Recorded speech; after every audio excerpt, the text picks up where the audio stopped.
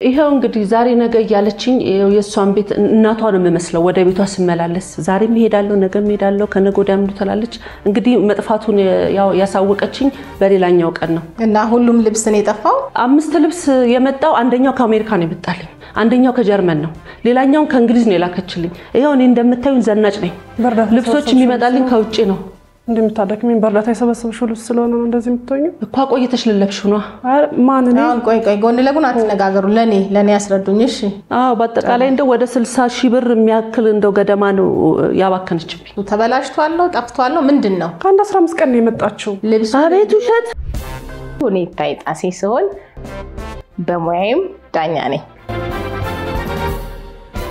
ስለክሱ ማስረዳት ነው እንጂ ጭቅጭቅ አረጋችሁ ክቡር ፍርድ ቤት ላውራ ጫማው ያንቺ ነው ያንቺ አይደለም ጫማው ጩኸት አረጋችሁት የመጨረሻ ማስጠንቀቂያዬ ነው ከዚህ በኋላ ከደገምሽ ቀጣሻለሁ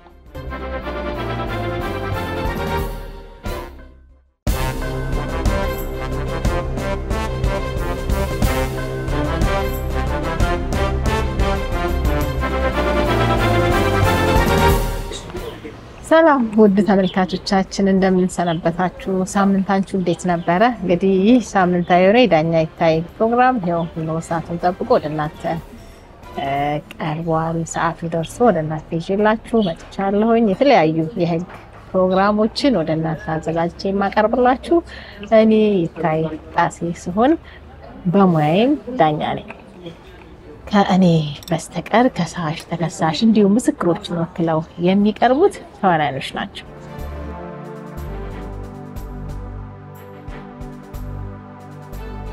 እንግዲህ የዛሬው ችሎት አንድ እህታችን የተለያዩ ልብሶችን ላውንደሪ ቤት ሰጥቼ ልብሶችን ማግኘት አልቻልኩም በማለት ክሳቸውን ይዘው ወደኔ ችሎት መጥተዋል ምንድነው የሰጡት ለምንድነው የጠፋው በምን ምክንያት ነው የሚለው ነገር ህጉስ ምን ይላል የሚለውን አብረን የምንከታተለው ነው የሚሆነው ወደ ችሎት ተከተሉኝ መልካም ቆይታ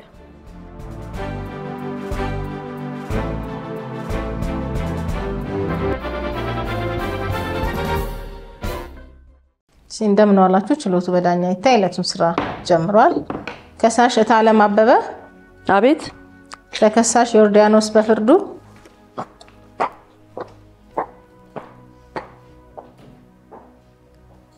ያው ከሳሽ ለተከሳሽ ላውንደሪ ቤት የተለያዩ አልባሳቶችን ሰጥቼ ነገ ዛሬ ያሉ በቀኑ ልብሱን ሊሰጡኝ አልቻሉም በማለት ክሶቱን ይዘው ቀርበዋል አው ተከበረ እስኪ ምን ነበር የተፈጠረው የተሰጣቸውስ ልብስ ምን አይነት ነው ዋጋውን አንድ ላይ ያለው ነገር ዘርዘር አድርገው ያስረዱኝ ያው ልብሴን የምታጥብልኝ ለረጅም አመት እዛው አካባቢ ያለች ነበረች እና እሷ በአጋጣሚ ሰፈር ቀየረችና ራቅ ወዳለ ሰፈር ስለሆነ እሷ የቀየረችው አካባቢን ስቃኝ በቅርብ የሚገኘው የሳቸውን የወይዘሮ ዮርዳኖስን ላውንደሪ ቤት አገኘው ለማንኛውም ለማረጋገጥ ብዬ 2 ልብሶችን መጀመሪያ እንደው ቆየት ያለ ልብስ ወስጄ ሰጣሁኝ እንዳሉትም እንደው እንዳስረከብኩት በሳምንቱ ቆንጆ አርገው መለሱልኝ እና ያንን በማየት ነው እንግዲህ ያው ከውጪ ተላከልኝ ልብስ ሰብስቤ 5 ቀሚስና 2 ያገር በዓል ልብስ እዚህ ወንድም ይገዛልኝ ነበር እሱን ጨምሬ ወስጄ ሰጣኋቸው ከዛ በኋላ ይሄው እስካሁን ድረስ ምንም መፍትሄ የለኝም ምን ሆነ ነው ልብሱ ተበላሽቷል ጠፍቷል ምንድነው ምን አይነት ምላሽ ነው የሚሰጡት ልብሱን ከሰጡ በኋላ በቀጠሮ ቀን ሲሄዱ ምን አይነት ምላሽ ነው ከተከሳሽ የሚሰጡት እንግዲህ መጀመሪያ ወስጄ ሰጣሁትኝ እዛው ለድርጅቱ ሰራተኛ ነበር የሰጣሁትኝ እሱን ስሰጥ እሳቸው ማብረው እዛው ቁጭ ብለው ነበር በቀጠሩኝ ቀን የከፈልኩት እንደረሰኝ ይዤ ሲሄድ የእርሱ ልብስ አልደረሰም እኔ ጠፍቶ መሆኑን ተወቅ ሰራተኛው አላቅም ይሄው እንግዲህ ዛሬ ነገ ያለችኝ የሷን ቤት እናቷን ነው የምመስለው ወደ ቤቷ ስመላለስ ዛሬ መሄዳለሁ ነገ መሄዳለሁ ከነገ ወዲያ ምን ትላለች እንግዲህ መጥፋቱን ያው ያሳወቀችኝ በሌላኛው ቀን ነው እና ሁሉም ልብስ ነው የጠፋው አው ይገርሙታል 5 ልብስ የመጣው አንደኛው ከአሜሪካ ነው የመጣልኝ አንደኛው ከጀርመን ነው ሌላኛው ከእንግሊዝ ነው የላከችልኝ ይሄው እኔ እንደምታዩኝ ዘናጭ ነኝ ልብሶች የሚመጣልኝ ከውጪ ነው እንደምታደክሚን በርዳታ የሰበሰብሽው ልብስ ስለሆነ ነው እንደዚህ የምትሆኚ እኮ ቆይተሽ ልለብሽው ነው ማን ነው አሁን ቆይ ጎን ለጎን አትነጋገሩ ለኔ ያስረዱኝ እሺ እና ይሄው ያ ሁሉ ልብስ የለም እያለችኝ ነው። የሀገር ባህል ልብስ ራሱ አንደኛው 22,000 ብር ነው የተገዛው። ስንት ብር? 22,000 ብር ወንድሜ ነው የገዛው። አንደኛው ደግሞ 25,000 ብር ነው የተገዛው። እሱንም ወንድሜ ነው የገዛው። ቀሚሶቹ እንደነገርኩት ከውጭ ነው የተላከልኝ። አጎቶቼ ልጆች እንደው እግዚአብሔር ይመስገን ውጭ ናቸው ያሉት። ሁሉም ከየቅጣጫው ይልኩልኛል። ዋጋቸው ምን ያህል ነው ግምታቸው? እንደው አምስቱ በዚህ ሀገር ወደ 20,000 ምናምን ይጠቃል። ጭራሽ ማናጋሮሽ። ስለዚህ 22,000 ብር አንደኛው ቀሚስ፣ አንደኛው 25,000 አጠቃላይ ሌሎቹ ቀሚሶች ደግሞ በአጠቃላይ 20,000 ብር። በአጠቃላይ እንደው ወደ 60,000 ብር የሚያክል እንደው ገደማ ነው ያባከነችብኝ። እንዲመልስልዎት ገንዘቡን ወይ መልሽልኝ ወይ ቃውን ብለው አልጠየቁም ነበር? አረ ጠይቄያለሁ። ይሄው ቀን በቀን ምላሻቸው ጭራሽ እንደ ተበዳይ ታመናጭቀኛለች። እያመናጨቀችኝ ዞር ቤት ከዚህ ትለኛለች። ጭራሽ እሷ ተበዳይ እኔ በዳይ ነው የምንመስለው። ምንድነው ምላሾት? ክቡር ዳኛ በርግጥ ልብስ ሰጥተውናል እንዲታጠብ አዘው ነበር እና እንዳጋጣሚ ልጅቷ ተሳስታ ለሰው ሰጠችብኝ። ተቀያይሮ ነው እስኪመለስ ድረስ ትንሽ ታገሽኝ ብዬ ነው ጊዜ ስጭኝ ነው ያልኳት። እስከመቼ ነው የምታገሰው? በቃ እየተመላለሰች ሌላ ስራ ሁሉ እንዳልሰራ ነው ያደረገችኝ። እስከመቼ ነው የምታገስ? ልብስ አይነት አይደለም ልብሱ ራሱ በጣም አሮጌ ነው፣ አዲስ አይደለም። ዋጋዎቹን የምትተምናቸው ራሱ እንደዛ አያወጡም። ይሄው እንደተናገርኩት ራሱ አልትለብስ። በቃ ያረሳ ልትለብስ ማን እኔ? አዎ አንቺ ልትለብስ። አንቺ ልብስ ልብስ? አዎ አይተሽዋል። እንደው ጣጣ አይተሽዋል። ቆይ ስለ ስርዓት ያዙ። ጭራሽ ልብስ ትላለች እንዴ? አዩልኝ አይደል እንዴት እንደምትመልስ እባክሽ። እና ያንን ልብስ የሆነ ሰው ለሆነች ልጅ ሴት ስለሰጠችብኝ ያንን ቀያሪ እስክታመጣልኝ ታገሽኝ ነው ያልኳት። በቃ ግን ጊዜ መስጠት አልቻለችም። እዛ እየተመላለሰች ሌላ ከስተመር ራሱ አባረረችብኝ። ስራዬን ሁሉ አሰጣች። በቃ ጧትም ማታም እዛ ነው የምትገኘው። በቃ ለጠፋው ልብስም ቢሆን ዋጋውን በስትክክል ተናገሪ እሰጣለሁ ስል ልብሴን ነው የምፈልገው ነው የምትለው። እኔ ደግሞ ያን ልብስ ቀያሪው እስኪመጣ ድረስ ጠብቂኝ ነው ያልኳት። ግን ጊዜ አልሰጠችኝም። ምን ላድርግ? ተቀያይሮብኝ ነው ብዬ ነገርኳት። ክብሩ ፍርድ ቤት ይሄው ድፍን 3 ወር ነው ስመላለስ። በ3 ወር ውስጥ ይሄው እንደምታዩት እያመናጨቀች ነው ትመልሰኝ። አትዋሺ። 3 ወር አይደለም አትዋሺ። 3 ወር አልሞላው እኮ ከዛ በላይ ነው። ከ3 ወር በላይ ይሄው እንደምታዩት ነው። እንግዲህ ልብስ ነው አይደለ? በቃ ብሩ ይሰጥሻል ወይም እስኪመጣልኝ ታገሽ። በቃ አለቀ። ከዚህ በላይ እኔ ቆዳይን አትገፊውም። ገባሽ? ይሄው ብር ልክፈል እያለች ነው። ልብሱን ወዳዋለች። እኔ እኮ አውቄያለሁ። ወይም ደግሞ ሸጣዋለች። እኔ አላገኝም እንደዛ አይነት ልብስ። ስትጨቃጨቂ ምን ላድርግ ታዲያ? ምንድነው ያለው? አገር ውስጥ አታገኝም እንደዛ አይነት ቀሚስ፣ እንደዛ አይነት ልብስ የለም። አይተሽ አታውቂም። የሀገራችን ምርት ይበልጣል ከውጭ ከመጣ። ቆይ ለኔ ያስረዱኝ። ወደዚህ ዞር ብላችሁ ለኔ ነው ማስረዳት ያለባችሁ። ለራሳችሁ አትጨቃጨቁ። እሺ እኔ ክብሩ ፍርድ ቤት ወይ ልብሴን ትመልስ አለበለዚያ ይሄው የተናገርኩትን ገንዘብ ትክፈልኝ። በቃ እዚህም የመጣሁት ለዛ ነው። እሷ ምላሽ አልመልስም ስላለች ብዙ ወር ስለተንከራተትኩኝ እንዲመለስልኝ እኔ ላቤ እንዲሰጠኝ ነው የምፈልገው። እዚህ የመጣሁት ለዛ ነው።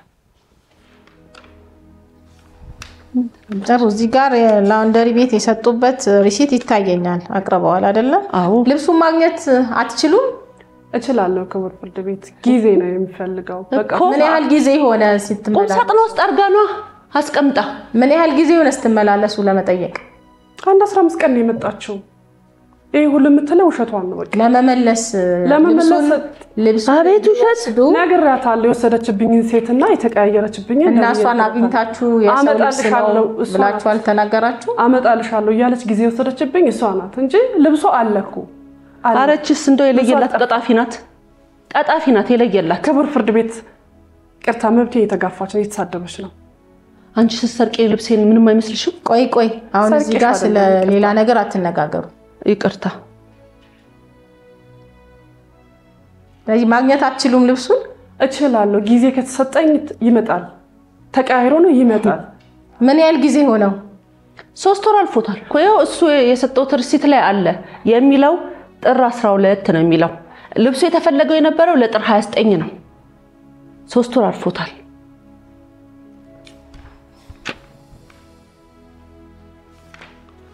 ስለዚህ 3 ወር ልትመልሱ ከሚገባው ጊዜ 3 ወር ጊዜ እንዳለፈው እዚህ ጋር ከሪሲቱ ላይ እየተመለከትኩ ነው። ስለዚህ 3 ወር ሙሉ ቅያሪ ወሰደች የተባለችው ሴት አልተገኘችም ማለት ነው።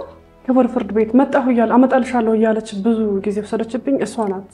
ትንሽ ደግሞም ሌላ ስራ ቢዚ ስለምሆን ትኩረት አልሰጠሁትም። አይ ሰው ደንበኛ መጥቶ ልብስ አጥበን እንመልሳለን ብላችሁ ከተረከባችሁ በኋላ ትኩረት ሰጥቶ የተበላሸውን ነገር ማስተካከል ወይ ደግሞ ማስተናገድ እኮ የእናንተ ኃላፊነት አይደል? ፍርድ ቤት እሱ እውነት ነው። ይሄው የኔ ልብስ ለመመለስ ነው ጊዜ የሌላት እንጂ እዛው ተቀምጣ ነው የምትውለው። ተቀምጣ ላውንደሪ ብቻ አይደለም ሌላ ስራ ስለምሰራ እዛ ጋር ስልተጋጨብኝ ነው። ጥሩ። ስለዚህ የተጠቀሰውን ያህል ግምቱ የሆነው ቀሚስ 2 የሀበሻ ቀሚሶችና 5 የተለያዩ ሌላ ቀሚሶች ጠፍቶብኛል ሊመልሱልኝ ይገባል ነው። አዎ ጥሩ። ስለዚህ ፍርድ ቤቱ ክርክራችሁን አዳምጧል። መዝገቡን መርምሮ ውሳኔ ይሰጣል። እስከዛው ተለዋጭ ቀጠሮ ሰጥቷል። የዕለቱ ስራ በዚሁ ተጠናቋል። እንደምን ዋላችሁ። ችሎቱ በዳኛ ይታይ የዕለቱን ስራ ጀምሯል። ከሳሽ አቤት። ተከሳሽ አቤት። ያው መዝገቡ የተቀጠረው ለውሳኔ ነው። መዝገቡ ተመርምሮ ውሳኔ ተሰጥቷል። ውሳኔውን አነብላችኋለሁ። ፍርድ ቤቱ መዝገቡን መርምሮ ጭብጥ ይዟል። በዚሁም ተከሳሽ የከሳሽ የሆነውን የተለያዩ አልባሳት 2 የሀገር ባህል ልብስ አንደኛው ዋጋ 22000 ብር፣ ሁለተኛው 28000 ብር፣ 4 ቀሚስ በጠቅላላው 24000 ብር ድምሩ 74000 ብር ሊከፍሉ ይገባል ወይስ አይገባም የሚለውን ጭብጥ ይዟል። ከሳሽ አልባሳቱን ለተከሳሽ ስለመስጠታቸው አያይዘው ባቀረቡት የክፍያ ደረሰኝ ማስረዳት ችለዋል። በተከሳሽ የልብስ ንጽህና መስጫ ደረሰኝ ጀርባ ላይ የተጠቀሰው ማሳሰቢያ በሁለቱም መካከል እንደ ውል ተደርጎ ይቆጠራል። በዚሁ መሰረት የልብስ ንጽህና አገልግሎት ለማግኘት ደንበኛው ልብሶቹን ቆጥሮ ማስረከብና ክፍያውንም በቅድሚያ ማጠናቀቅ እንደሚኖርበት በተቀጠረበት ቀንም ልብሱን የመውሰድ ግዴታ እንዳለበት ሆኖም ልብሱ በተጠቀሰበት ጊዜ ጀምሮ እስከ 6 ወር ጊዜ ካልወሰደ ንጽህና ሰጪው ልብሱን የተቀመጠበትን ኪራይ ጨምሮ እንደሚያስከፍል ከ6 ወር በላይ ልብሱን ሳይወስድ ከተቀመጠ ንጽህና ሰጪ ለልብሱ ኃላፊ እንደማይሆን በቁጥር 3 ላይ ተቀምጧል በደረሰኙ ላይ። በዚሁም ልብስ ንጽህና መስጫ ውል ቁጥር 5 ላይ ደግሞ የልብስ ንጽህና ሰጪ ደንበኛውን ልብስ በአግባቡ አጥቦ ማስረከብ፣ ለልብሱ ሲታጠብ ከተበላሸ፣ ከተቃጠለ ወይም ደግሞ ቀለሙ ከለቀቀ ወይም ልብሱ ከጠፋ ወይም ከተቀየረ የልብሱ የተገዛበትን ዋጋ 80% ንጽህና አገልግሎት ሰጪው ለደንበኛው የመክፈል ግዴታ እንዳለበት ይገልጻል። ውል ደግሞ በተዋዋይ ወገኖች መካከል ህግ ሆኖ ግዴታን እንደሚጥል በፍትሐብሔር ህግ ቁጥር 1731 ላይ ይደነግጋል። ተከሳሽ በገቡት ግዴታ መሰረት የተከሳሽን ልብስ አጥቦ በቀጠሮ ቀን የማስረከብ ግዴታ ቢኖርባቸውም ግዴታቸውን ስለመወጣታቸው ማስረዳት አልቻሉም። ስለሆነም ተከሳሽ ለጠፉት አልባሳቶች ሙሉ ኃላፊነት ያለባቸው በመሆኑ ለጠፉት አልባሳቶች በግምት 80% በድምሩ 59200 ብር ለከሳሽ እንዲከፍሉ በማለት ውሳኔ ተሰጥቷል። ወጪና ኪሳራ ግራቀኛችሁ ተቻቻሉ። ይግባኝ መብት ነው። መዝገቡ ተዘግቷል። ወደ መዝገብ ቤት ይመለስ። የዕለቱ ስራ በዚህ ተጠናቋል። በመጀመሪያ እንግዲህ ስለተሰጠኝ ፍርድ ቤቱን እጅግ አድርጌ በጣም አመሰግናለሁ። በመቀጠል ያው እኔን ጉዳይ ልብስ ለላውንደሪ ሰጥቼ ነበርና በቃ ምንም ብመላለስ ያ ልብስ ሊገኝ አልቻለም። ዛሬ ብል ነገ ብል ምንም የለምና ያንን ልብሴን እንዲመለስልኝ ነበር ፍላጎቴ። አመጣጤ ልብሴን አገኛለሁ ብዬ ነበር። ቢሆንም ግን የልብሱ ተመን ተሰርቶ ዋጋው ብሩ ያው ተሰጥቶኛል። ይሁን እግዚአብሔር የተመሰገነ ይሁን። ይሄንን ማግኘት ጥሩ ነው። እሺ አመሰግናለሁ። ስለሰጠኝ ፍርድ ትንሽ ቢከፋኝም ያው ጥፋቴ ነው አውቃለሁ። ግን ደግሞ ሴትዮዋ የወሰደችው ሴትዮዋ አልመልስልኝ ስላለች ነውና ብሩ ቀላል ብር አይደለም። እሷንም አንገላትቻታለሁ።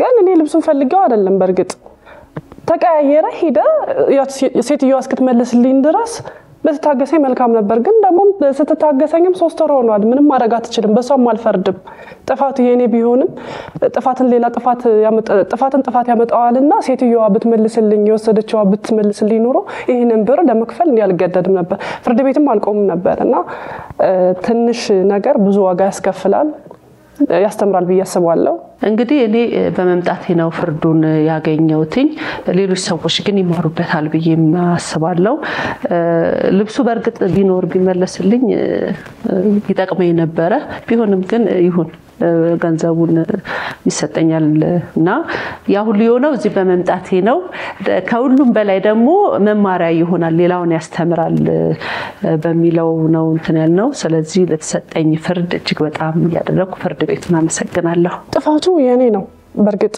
ምክንያቱም ስራዬ በያጥብቄ ሰርቸው ቢሆን በውክልና የሚሰጠው ስራና እንዴ ይጎዳባልና ስራዬ በየሰርቸው ቢሆን ይሄንን 59 ብር አልከፍልም ነበር ይሄን ያህል ወጭም አላወጣም ነበር በርግጥ በሷም አልፈርድም ልብሷ ነው ያስፈልጋታል በሚያስፈልጋት ታይም ላይ ማጥተዋለች ግን ካሁን በኋላ ተምሬበታለሁ ስራዬን አክብሬና ተጠንቅቄ ሰራለሁ ስለተፈረደብኝ ፍርድም ተቀብያለሁኝ አመሰግናለሁ እንግዲህ ተመልካቾቻችን በዛሬው ችሎት ውሎ እንደተዝናናችሁና ትምህርት እንዳገኛችሁበት ተስፋ አደርጋለሁ በችሎት ውሎ ላይ እንደተመለከታችሁት በደረሰኝ ጀርባ ላይ የሚጻፉ ማሳሰቢያዎች ብዙዎቻችን ትኩረት ባንሰጥባቸው በተዋዋይ ወገኖች መካከል እንደተፈረመ ውል ተደርጎ ይቆጠራል ስለሆነም ሁለቱም ተዋዋይ ወገኖች ያለባቸውን ኃላፊነት በአግባቡ በመረዳት ኃላፊነትን ለመወጣት በመሞከር መልካም ግንኙነታችንን እናዳብር የሚለው የዕለቱ መልእክቴ ነው እስከ ሳምንት መልካም ሳምንት